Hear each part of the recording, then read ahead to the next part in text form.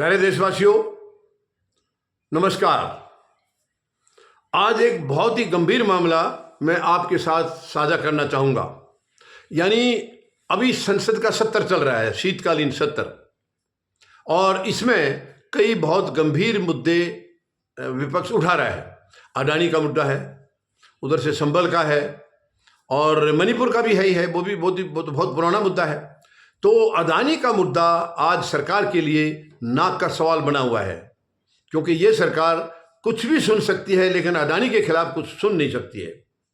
तो कहीं ऐसा तो नहीं है, अभी एक जो कांड हुआ है, कैश कांड, क्या वो अडानी के मुद्दे से ध्यान भटकाने के लिए या ध्यान हटाने के लिए ये किसी ने कराया तो नहीं है? मैं किसी को दोष नहीं दे रहा हूँ, मैं एक अपनी तरफ से एक शंका जाहिर कर रहा हूँ कि वर्तमान में जो राज्यसभा में एक कांड हुआ है, कैश कांड, वो क्या अडानी के मुद्दे से सांसदों का ध्यान भटकाने के लिए या देश का ध्यान भटकाने के लिए तो नहीं कहा गया?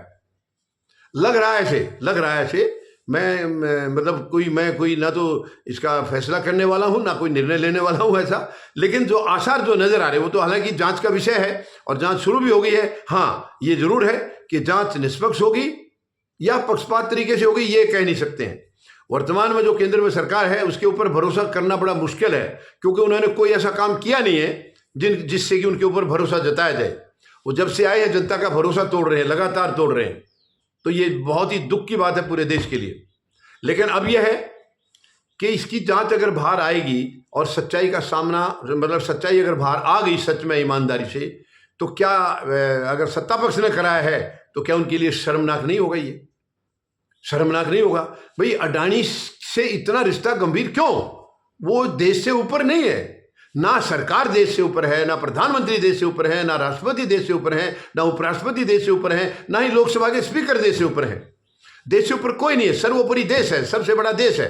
हम सब देश के नीचे हैं, उसके बाद देश के नीचे देश का कानून है, हम उस कानून के नीचे हैं। लेकिन क्या वजह है कि कानून से आज के सत्ता पक्ष को कोई लेना देना नहीं है?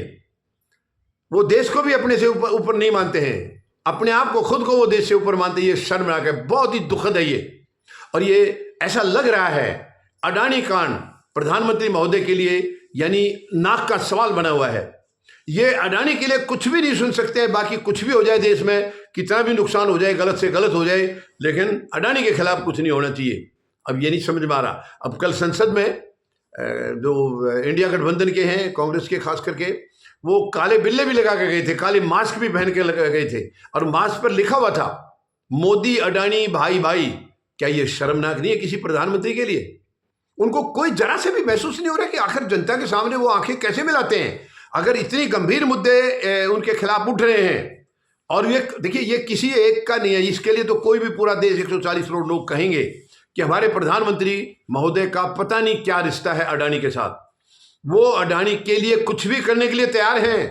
पूरा देश तकरीबन उनके हवाले कर चुके हैं। वो जितने संसाधन थे हमारे, ज्यादातर अडानी के हवाले कर दिए गए हैं, और आज भी उनकी मंशा है कि वो और भी पता नहीं क्या दे दे। ऐसा क्या है? आजकल के जमाने में तो सगे भाई के लिए भी कोई ऐसा नहीं करेगा, तो प्रधानमंत्री अडानी के लिए ऐसा क्यों कर रहे हैं? अब कई बार ये भी बातें उठी हैं कि जो पैसा अडानी का लगा है वो अडानी का नहीं, प्रधानमंत्री महोदय का है, ऐसे भी कहने वाला है। सुने हैं आप लोग, सबने सुना होगा, मैं किसी को दोष नहीं दे रहा हूं, लेकिन ये बातें आई हैं, खुद दिल्ली के मुख्यमंत्री ने कही है अपने विधानसभा के अंदर। दिल्ली के आज जो पूर्व मुख्यमंत्री हैं, उन्होंने कही है ये बात। तो अगर ये झूठ है तो सरकार ने उनके खिलाफ एक्शन क्यों नहीं लिया और इस बात की सफाई क्यों नहीं दी कि ये झूठ है? उन्होंने खुल के कहा है कि वो पैसा जो लगाया है अडानी के बिजनेस में वो प्रधानमंत्री महोदय का है। प्रधानमंत्री महोदय तो गरीब परिवार से बताते चाय बेच के गुजारा करते थे। फिर अगर उनका पैसा है तो कहां से आ गया? और उनका नहीं है तो खंडन क्यों नहीं किया? इसका खंडन भी नहीं किया है। दिल्ली के मुख्यमंत्री के खिलाफ एक्शन लेना चाहिए, पूर्व मुख्यमंत्री जो हैं। लेकिन यह बहुत गंभीर मामला है कि प्रधानमंत्री अडानी के लिए कुछ भी नहीं सुन सकते हैं, और जिसको प्रधानमंत्री नहीं सुन सकते तो पूरी बीजेपी नहीं सुन सकती है, क्योंकि आज प्रधानमंत्री ही बीजेपी हैं। कुछ भी है, बीजेपी प्रधानमंत्री है, प्रधानमंत्री हमारे महोदय वो बीजेपी हैं। तो ये शर्मनाक है, ये बहुत ही दुखद है। कोई भी आदमी देश से ऊपर नहीं है, और किसी आदमी के लिए इतना बड़ा रिस्क नहीं लेना चाहिए कि आप देश को उसके हवाले कर दें। आखिर क्यों? मैं जिनकी बैसाखियों के सहारे सरकार चल रही है उनसे निवेदन करूंगा, सरकार को रोकें, ऐसी हरकत से रोकें, नहीं तो इनसे समर्थन वापस ले लें। ये सरकार में रहने लायक नहीं है। जब वो निष्पक्ष फैसले नहीं कर सकते हैं, सबको एक नज़र से नहीं देख सकते हैं, तो उनको सत्ता में रहने का कोई अधिकार नहीं है, कोई मॉरल राइट नहीं है उनको सत्ता में रहने का। सत्ता में वही लोग रह सकते हैं जो पूरे देश को एक नज़र से देखें, पूरे देशवासियों को एक नज़र से देखें, विपक्ष को भी एक नज़र से देखें। विपक्ष और सत्ता पक्ष कोई अलग चीज थोड़ी है, केवल यही है।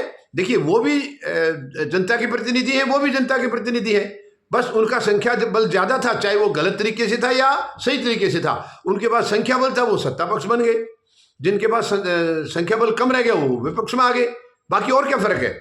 वो भी सांसद हैं, वो भी प्रतिनिधि हैं, तो बिल्कुल दोनों एक ही है। केवल फर्क इतना है, संख्या बल की वजह से वो सत्ता में आ गए, वो दूसरे सत्ता से बाहर हैं, यानी कि वो विपक्ष के तौर पर है, वो उसका हिस्सा है। वो भी उसी का हिस्सा है, सिस्टम का हिस्सा है। वो उनकी जिम्मेवारी यही है कि सरकार अगर कोई गलत काम करती है, तानाशाही के तरीके से चलती है, तो वो उसको रोकेंगे, उसको तुरंत रोकेंगे सही फैसला कराने के लिए। यही होता है। तो ये बहुत दुख की बात है। मैं प्रधानमंत्री महोदय से, राष्ट्रपति महोदया से, महामहिम जी से, उपराष्ट्रपति महोदय से, जो कि राज्यसभा के सभापति हैं, चेयरमैन हैं, और लोकसभा के स्पीकर यानी लोकसभा के अध्यक्ष, इन सब से निवेदन करूंगा, मेहरबानी करके संसद की मर्यादा को बिल्कुल टूटने ना दें, भंग ना होने दें। संसद की मर्यादा का ध्यान रखें, देश की जो कानून व्यवस्था है और देश की जो भावनाएं हैं उनका ध्यान रखें। कोई भी ऐसी खिलवाड़ ना हो कि किसी एक व्यक्ति के लिए सब कुछ न्यौछावर कर दिया जाए। यह शर्मनाक है। धन्यवाद। जय जवान, जय किसान, जय हिंद।